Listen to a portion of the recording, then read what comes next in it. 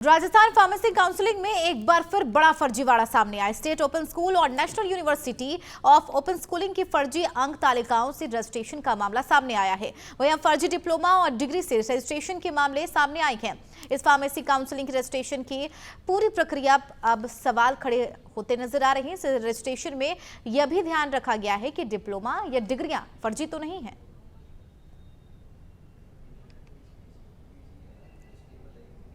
मैं आपके चैनल के माध्यम से ये कहना चाहता हूँ, अभी ये मैटर हाई कोर्ट में सब जुडिशियल है और आजकल में उसमें फैसला हो जाएगा। जो भी फैसला आएगा हम आगे आपको बता देंगे। अब वो तो उस रजिस्टर जब हम यहाँ बैठा देंगे तो उसमें सारा क्लियर आ जाएगा, कौन लोग हैं क्या है, वो सब चीज़ें उसमें आ जाएगी। अब ये तो क्या है, रजिस्ट्रार ही बता सकते हैं, लेकिन वो अभी क्योंकि राज्य सरकार द्वारा उनको हटा दिया गया है और नए रजिस्ट्रार की नियुक्ति होती है, सारी चीज़ें आपको उपलब्ध करा दी जाएगी।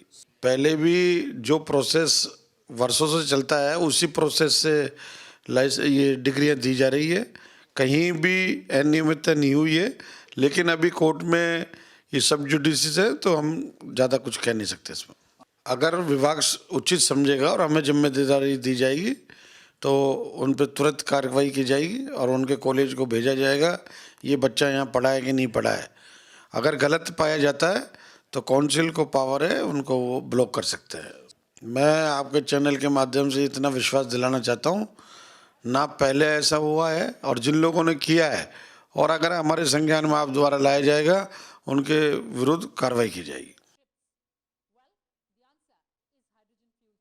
राजस्थान फार्मेसी काउंसिल के अंदर फार्मासिस्ट रजिस्ट्रेशन और वहाँ पे वित्तीय अनियमितताओं की शिकायतें राज्य सरकार, लोकायुक्त और हमारे कमिश्नरेट में प्राप्त हो रही थी, जिसकी जांच के लिए हमारे आयुक्त महोदय के द्वारा 5 टीमें गठित की गई, जिनके द्वारा बिहार, उत्तर प्रदेश, हिमाचल प्रदेश, उत्तराखंड, मध्य प्रदेश में जाके जो शिकायत में यूनिवर्सिटीज़ का उल्लेख था उन वहाँ पे जांच की गई, काउंसिल्स में जांच की गई और जांच में ये पाया गया कि शिकायत के अधिकांश तथ्य सही हैं और तथ्यों के सही पाए जाने पर हमारे द्वारा राज्य सरकार को इस बारे में अवगत कराया गया कि फर्जी डिग्री के आधार पर राजस्थान फार्मेसी काउंसिल में रजिस्ट्रेशन हुए हैं और ऐसे रजिस्ट्रेशंस पे फार्मेसी एक्ट के तहत कार्रवाई करने के लिए हमारे आयुक्त महोदय के द्वारा प्रेसिडेंट राजस्थान फार्मेसी काउंसिल को लिखा गया है कि वह नियमानुसार कार्रवाई करें।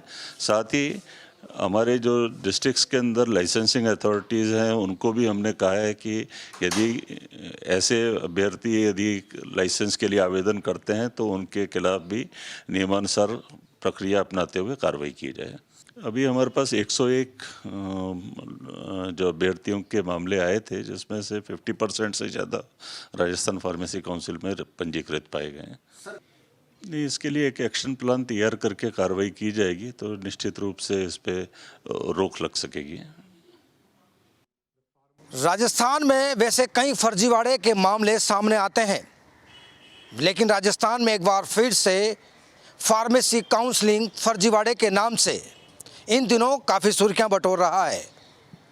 बात कर लेते हैं कि इस काउंसलिंग में लगभग अलग अलग राज्यों से यानी कि हिमाचल, एमपी, यूपी, झारखंड और बिहार के 101 अभ्यर्थियों ने फर्जी डिप्लोमा की डिग्रियां हासिल कर फार्मेसी काउंसलिंग में रजिस्ट्रेशन करवा दिया।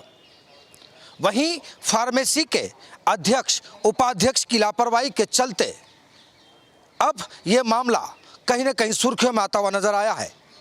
लेकिन खाद्य सुरक्षा एवं आपूर्ति और औषधि नियंत्रक के जो कमिश्नर हैं, साथ ही साथ जिस पूरे प्रकरण की जांच करने वाले अजय फाटक, जिन्होंने इस पूरे प्रकरण पर जांच की और 101 अभ्यर्थियों के खिलाफ अब विभाग एक्शन करता हुआ नजर आ रहा है।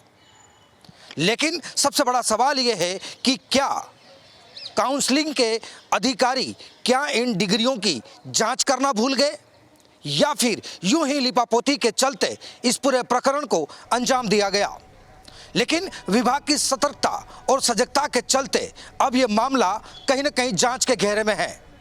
वहीं अब आयुक्त के साथ जांच अधिकारी भी पूरी तरीके से एक्शन मोड में नजर आ रहे हैं।